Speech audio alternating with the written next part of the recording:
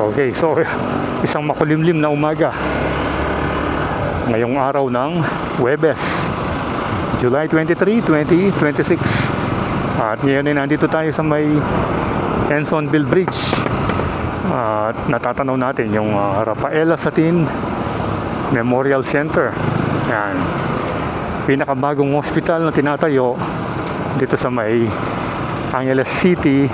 At meron pang isa dun sa may Pulong Maragul, yung Mikey Doctors Medical Center. Yan, no? So good morning Kabalen, and welcome sa ating panibagong vlog update. And for today's video ay subukan natin puntahan yung matagal nang nire-request ng ating subscriber. I think from Las Vegas pa yata siya, si Soiti TV.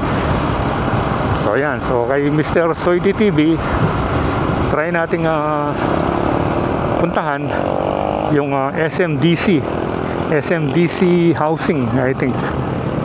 Dito yan sa may kaabaan ng Arayat Boulevard. At ito yung Arayat Boulevard, I think yan, no? Pinakamalawak na kalsada dito sa Angeles City. 1, 2, 3, 6 lanes, and then merong bike lane. Yan. Ito na ngayon yung pinakamalawak na kalsada dito sa lungsod ng Angeles. At dito mo matatagpuan yung Angeles City High School at saka City College of Angeles. Ayan yung Angeles City High School. At meron na rin bagong tayong pedestrian overpass.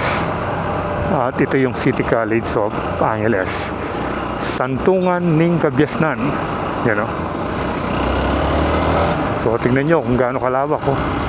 At naglagay na rin sila ng concrete barrier dito, which is good. Yan, oh. At ito pa yung isang hospital, oh, PRI Medical Center. Yan. So ang dami ng hospital dito sa Angeles City. So hopefully makita natin yung oops, si kuya, oh, dito meetingin. Anong ginagawa rito? Yun, may ginagawa. Dito na tayo sa may Barangay Pampang. Ayan, oh. Welcome Barangay Pampang.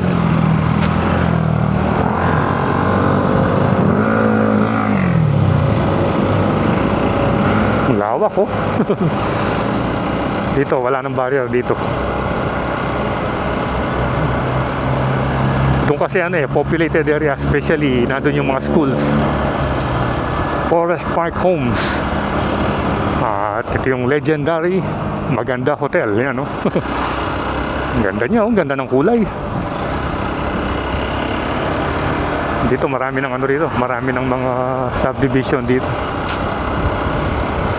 Naalala ko nung malit pa tayo, nung elementary, nag-aaral tayo sa may Santa Teresita Elementary School. Puro mga talahib yan. Tapos yung kalsada rito, buhangin pa yata. Oh, I think buhangin pa. Ayun, puro na, oh. Ito, ang ganda ng subdivision dito. Yun, oh. Kabi-kabila na. Ano pala ito? Walang pangalan.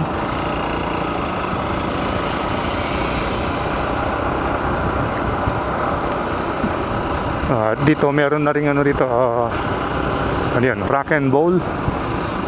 Parang Korean ito, Korean mall ito, Kim's Mall. Yan, no?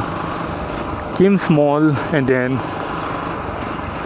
katabi niya yung Lala Garden. Yan, no? Parang yung sa San Fernando. Yan, Lala Garden, no? Wow. Welcome to Lala Garden. I think malapit na dito yung SMDC. So hopefully makapasok tayo. And hindi ako sure kung pwede tayo magpalipad dito dahil friendship na to, Pero try natin, mali natin nakalipad. At meron din rito. Meron din tinata yung building, oh. Emerald Suites. Ano bang tamang pag-pronounce dyan? Emerald Suites or Emerald Suites? Ayan, o. Building 1. So nakalagay Building 1, ibig sabihin meron pang Building 2 ito in the future. Yun na yung ano, yun na yata yung SMDC Cape Forest. Ito yung legendary forest park dati, oh. Tignan nyo yung nangyari dito. Ang taas pala dati nito, oh. Ngayon ang baba niya. Hindi ko lang matandaan kung yung pa-slope bang ganito yun dati, yung original niya, bago ginawa yung kalsada. At meron ding namatay na puno rito, debris. Pero legendary yung lugar na yan. Ito yung forest park dati, yung forest park swimming pool. At ito na yung itsura ng SMDC. Pero hindi naman pala tayo pwedeng makapasok dyan. Ayan, nasa tapat tayo mismo ng forest park. Sarado pala, oh. So yan yung itsura niya. Dati na dadaanan natin ito, hindi pa nakapintura. At saka I think hanggang 3rd floor pa lang yata. Ngayon 4 na, oh. Patapos na, nakabubong na, ayan, oh. So hanap tayo ng spot. Subukan natin magpalipad kung lilipad.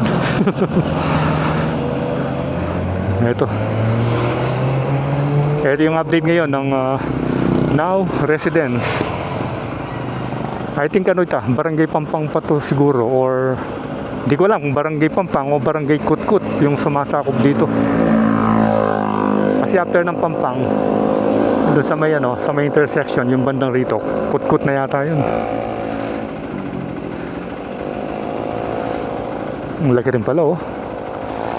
So hindi tayo masyadong nakapag-research kung ilang units ba yung rito, yung available dito. Yan, oh. At update ko rin kayo, ginagawa na yung kalsada rito, oh. Yung inuukay nila nung last time tayong dumaan dito, inuukay pa lang. Pero ngayon sinisimento na nila. Wait lang.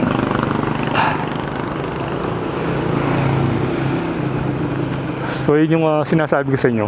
Dati inuukay nila, pinapatag. Pero ngayon sinisimentuhan na.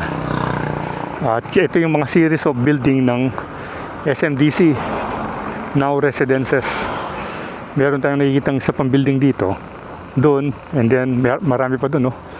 Pero di naman natin makita, di natin makita ng actual kasi nga sarado doon. Anong tawag doon? Private kasi ito, sarado doon sa entrance. Ito yung mga nag-inspection, no? So pinipicturean nila yung mga kasama nila nagtatrabaho. Parang yun, site inspector. Meron din palang SWAT fitness. So try natin magpalipad. Kung hindi, hanggang dito lang yung update natin. At least may nakita tayo. Meron tayong nakitang 1, 2, 3, 4, 5 buildings, so far yung nakikita lang natin. Siyempre sa aerial shot, hindi natin alam kung marami pa yan doon sa likod. Hanggang hindi tayo nakakapagpalipad, wala tayong idea kung ilan na ba yung natatapos dito sa may NWOW Residences. So tara, try natin.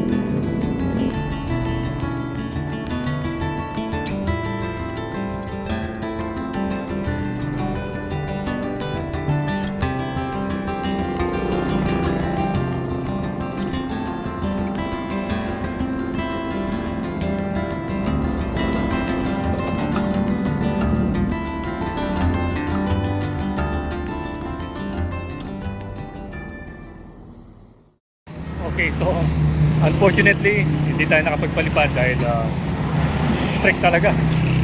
Authorization zone, kailangan pa ng clearance para makapagpalipad. Ganito talaga dito sa Mayangel City, maraming mga area na restricted. Kung tutusin dito, medyo malayo na yung airport pero wala, hindi pa rin tayo makapagpalipad. Doon lang sa may Arayat Boulevard, doon sa Pampang. Ayaw na doon. So, at least, nakita natin. Ayan, nasa likod ko, yung SMDC. Now residential. So, ito muna yung update ngayon. At least, nakita natin yung mga ibang building na nasa labas, yung abot ng matatanaw natin. Ayan. So, I think dito na magtatapos yung ating vlog. And salamat sa panonood. Keep tuned to Poylandas for more video updates here in Pampanga and all over the place. So ride safe always, Kabalen. See you when I see you, and Poylandas is signing out.